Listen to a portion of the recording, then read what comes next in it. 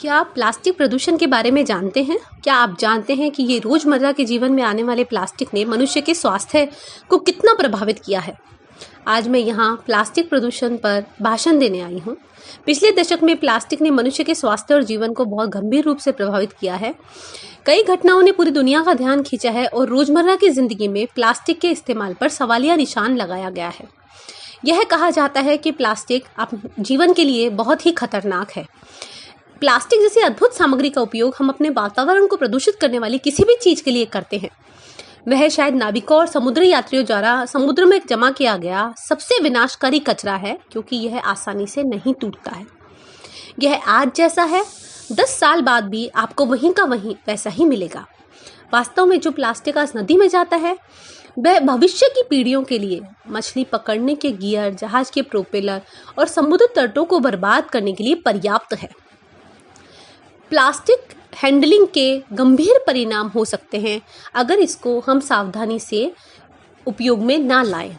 समुद्री कछुए जैसे अंधाधुंध फीडर के लिए प्लास्टिक की थैली स्वादिष्ट जेलीफिश की तरह लगती है, लेकिन क्या आप जानते हैं कि यह प्लास्टिक उन जानवरों की आंतों को अवरुद्ध कर देता है जो इसे खाते हैं, और यह प्लास्टिक उनके आंतों द्वारा नहीं पचाया जाता और इकट्ठा हो जाता है।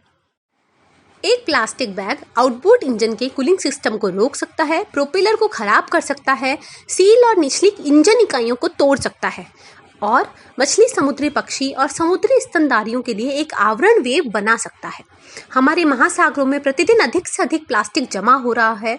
कचरे के बहिर्वाह, व्यापारी, शिपिंग, वाणिज्यिक मछली पकड़ने की गतिविधियों और समुद्र तट पर जाने वालों के माध्यम से प्लास्टिक भी समुद्री वातावरण में प्रवेश कर रहे हैं। यह मध्यावस्था में बहुत लचीला होता है, पर तापमान और दबाव के आधार पर कोई भी आकार प्राप्त कर लेता है।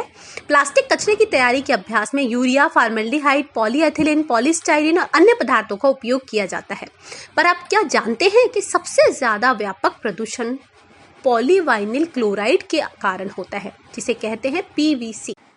किसी भी खाद्य पदार्थ या रक्त को जब प्लास्टिक के कंटेनरों में जमा करते हैं तो यह घुलनशील रसायन उसमें घुल जाता है, जिससे कैंसर और अन्य त्वचा रोगों के कारण मृत्यु हो जाती है। पीवीसी द्वारा जानवरों की प्रजनन क्षमता और उसके श्वसन तंत्र को भी नष्ट पाया गया है। पानी के साथ मिलने पर यह पक्षाघात यानी पैरालाइसिस का कारण बनता है और हड्डियों को भी प्रभावित करता है, त्वचा में जलन पैदा करता है। हानिकारक गैर बायोडिग्रेडेबल कचरे के ज्वार को उलटने के लिए हमें यहाँ कई कदम उठाने चाहिए, जिससे हमारी दुनिया इससे आगे ना बढ़े और हमारी जिंदगी में प्लास्टिक से हानियां ना हो। Plastic can be managed by: do not throw plastic bags at any place around you. As you cannot see your home as a dump yard for waste, then treat your motherland as your home. Yellow dustbin for plastic waste or hazardous waste. Fine of ₹500 against people throwing plastic in public areas. Use of cloth bag made with old clothes instead of plastic bags.